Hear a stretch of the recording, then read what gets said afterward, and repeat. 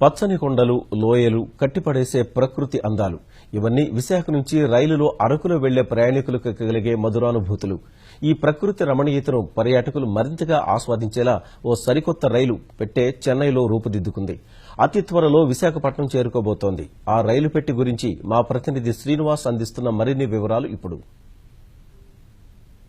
విశాఖపట్నం నుంచి అరకు వ్యాలీకి రైల్లో వెళ్లేటువంటి రైలు ప్రయాణికులు అరకు వ్యాలీ ప్రకృతి రమణీయ దృశ్యాలను మరింత బాగా తిలకించేందుకు వీలుగా Chennai integral coach factory ICF లో ఒక అధునాతనమైనటువంటి ఒక రైలు పెట్టె ఇక్కడ రూపుదిద్దుకుంది. దీనిలోకి వెళ్లి మనం ఈ రైలు పెట్టె ఎలా ఉంది, దీంట్లో ఉండే సౌకర్యాలు ఎలా ఉన్నాయి అన్నదాన్ని మనం చూద్దాం ఇప్పుడు.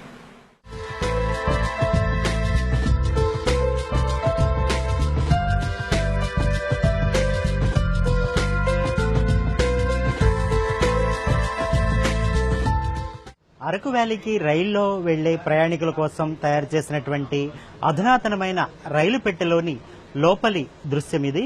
మొత్తం ఇక్కడ 40 సీట్లు ఉన్నాయి. పూర్తిగా శీతలీకరించినటువంటి రైలు పెట్టె ఇది. మొత్తం సీట్లన్నీ కూడా మంచి కుషన్తో ఇవి రూపొందాయి. చాలా సౌకర్యవంతంగా, ప్రయాణికులకు సౌకర్యవంతంగా ఉన్నాయి.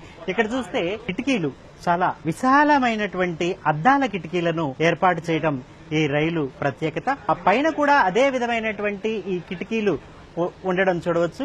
ముఖ్యంగా రాత్రులు ప్రయాణిస్తున్నప్పుడు ఆకాశంలో ఉండేటువంటి చంద్రుడు, నక్షత్రాలు కూడా చాలా అందంగా కూడా వీక్షించేటువంటి ఒక అందమైనటువంటి అనుభూతికి ఈ ప్రయాణికులు లోనవుతారు.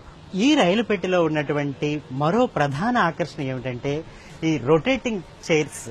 ముఖ్యంగా ప్రయాణికుడు ఒక దృశ్యాన్ని ఇటువైపు చూసినప్పుడు మరో దృశ్యం అటువైపు ఉన్నప్పుడు ఆ ప్రకృతి దృశ్యాన్ని కూడా సరిసమానంగా నలుదిశలా చూసేందుకు వీలుగా ఈ రొటేటింగ్ చైర్ ఏర్పాటు చేశారు.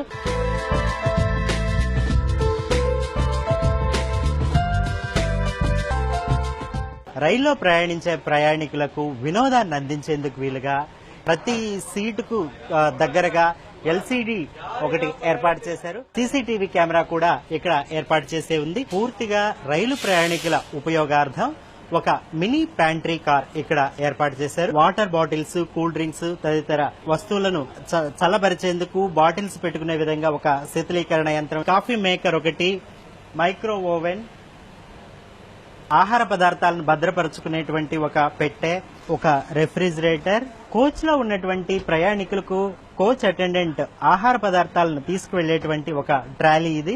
ఈ ట్రాలీ ద్వారా విమానాల్లో ఏ విధంగా అయితే ఆహార పదార్థాలను వాటిని తీసుకెళ్తారో అటువంటి ఒక ట్రాలీని ఇక్కడ ఏర్పాటు చేశారు.